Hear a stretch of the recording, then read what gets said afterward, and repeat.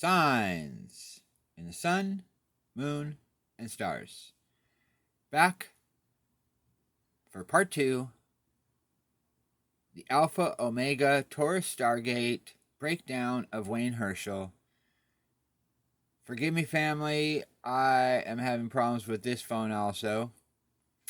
It seems that the files that I have transferred over from my other phone put this at maxed out, and every time I try to do a video, it drops off because there's too much data in the phone.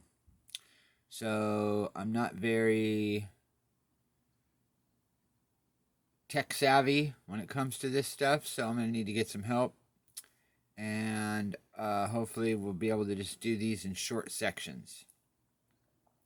So here we go. We're going to break down some of these signs that Wayne Herschel has found and broken down. We're going to look deeper into all of these ancient symbols. Let's dig deeper. The symbols that I've established as a symbologist since 2003, I'm just going to go through them very basically. The Egyptian sun disk, or the Ra symbol, the circumpoint. Okay, the first thing that we're going to look at here is what he calls the Ra symbol.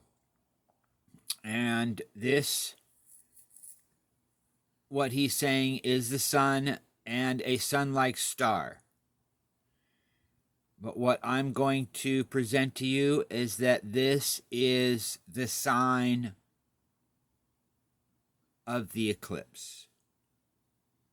This is the sun and the moon together.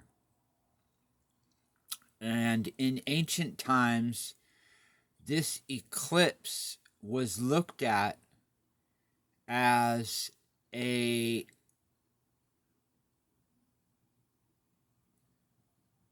coming together, a sexual relationship between the sun and the moon.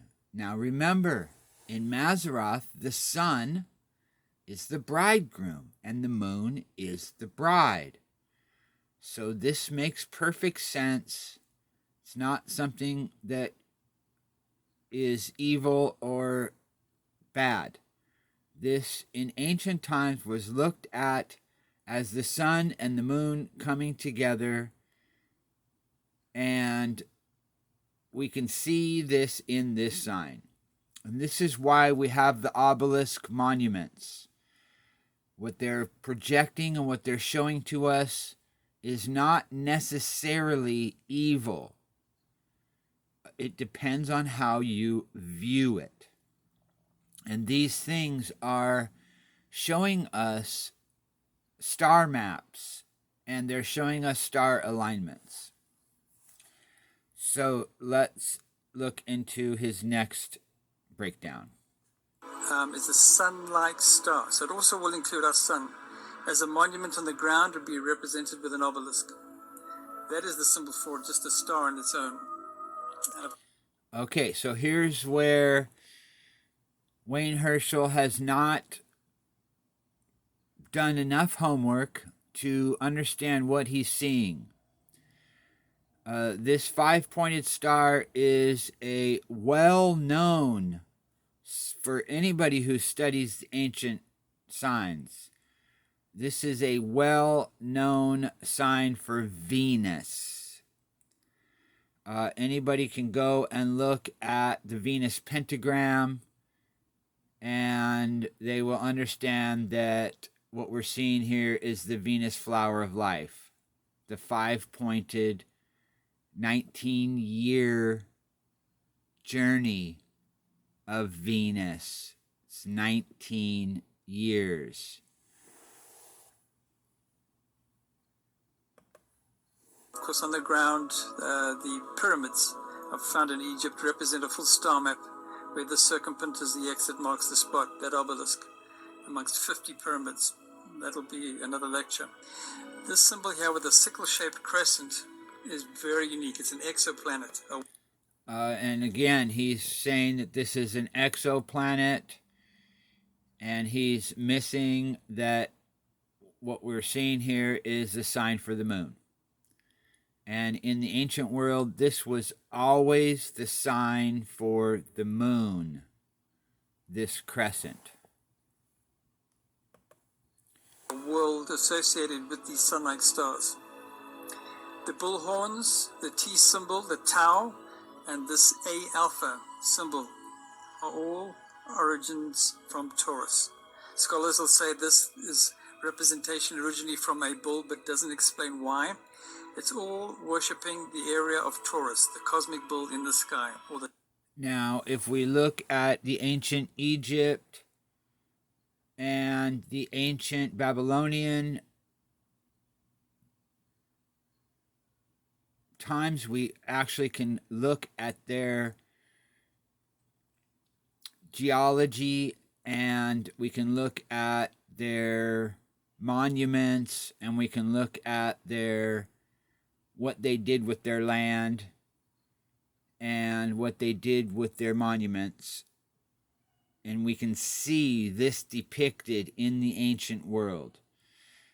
This Taurus sign was everywhere. And this was depicting the age of Taurus, where the sun was in Taurus. So let's go on with his breakdown. The tau. The tau is the T shape with the three suns forming that shape. A horn set with a sun in the middle. Very simple way of saying sun-like star in Taurus. You'll see that a lot in the... Now, there's more to this than just being a sun. For those of you who are versed in the Mazzaroth, you'll understand that all of the planets, including the sun and the moon, traverse through Taurus and along the ecliptic. And depending on their position along the ecliptic, they can come right through the middle of the horns of Taurus, like the moon just did. And so we can also see this as a picture of the moon or stars. And if you go look in the ancient times, you will actually see different depictions. Some of them are depicted as the sun, some of them are depicted as the moon, and some of them, I believe, are depicted as Venus. So let's go on. Egypt. The Ankh. It's the symbol for life, but there's a lot more here. It's those that brought through life from the Tau, the Taurus T. And this is the part on the top that is an elongated entity's head. It's like the shape of a head that is the gray in the study of ufology. But it's also a star. So this is where I differ from Wayne.